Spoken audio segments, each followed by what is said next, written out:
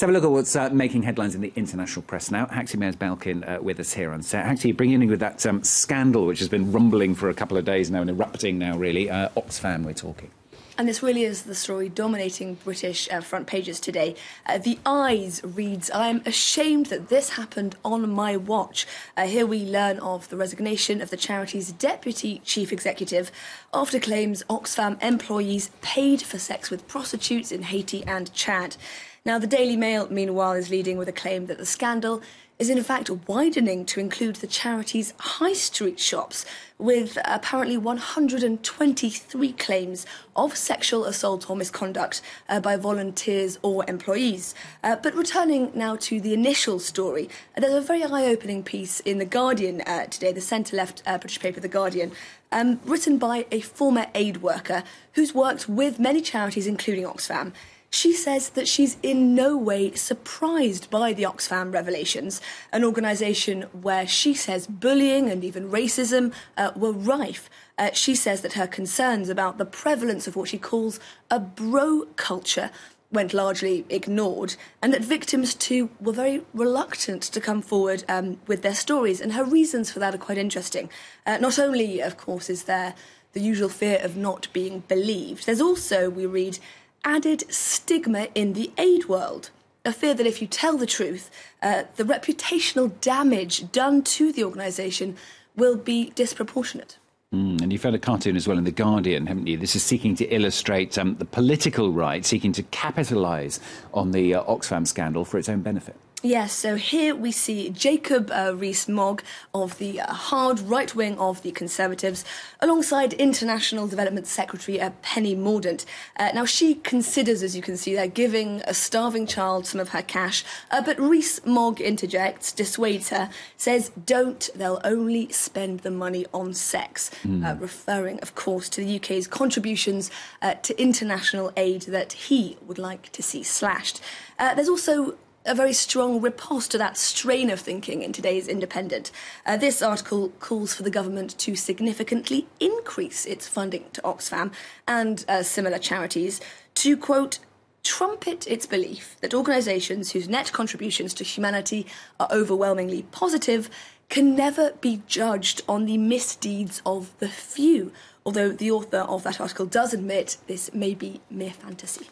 Two very different approaches there. Now let's move on to a story out of Canada now, where indigenous activists are calling for changes to the legal system. This is after an all-white jury acquitted a white farmer of murdering a young crewman.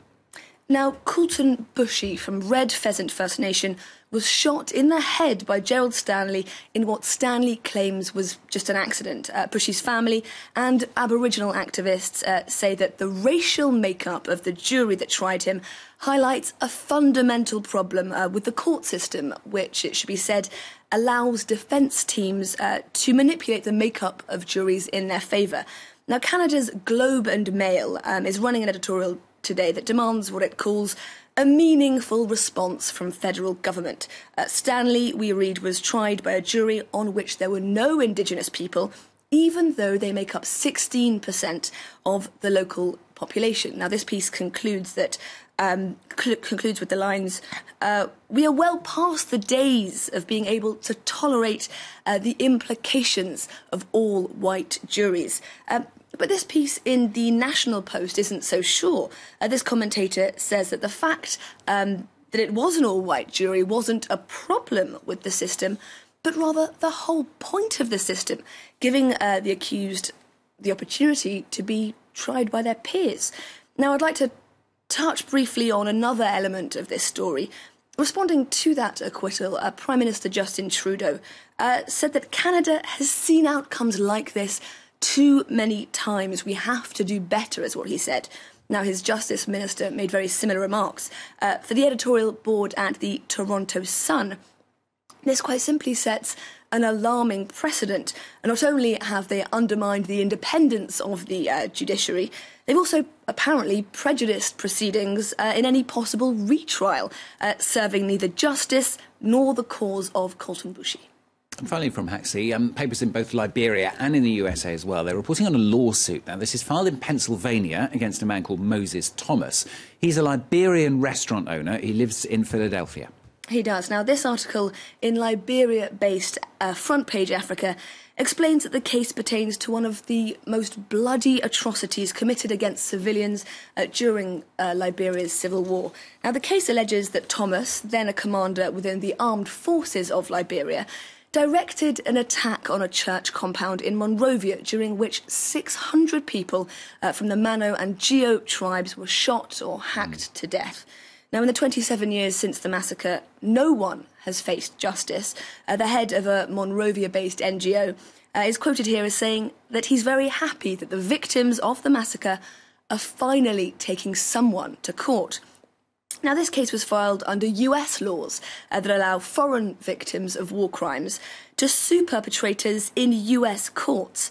Now, if successful, this lawsuit can only recover monetary damages from Thomas. But as we read in the New York Times today, it could potentially lead to other actions against him too. OK, thanks very much. Taxi Mayor's Belkin there on France 24.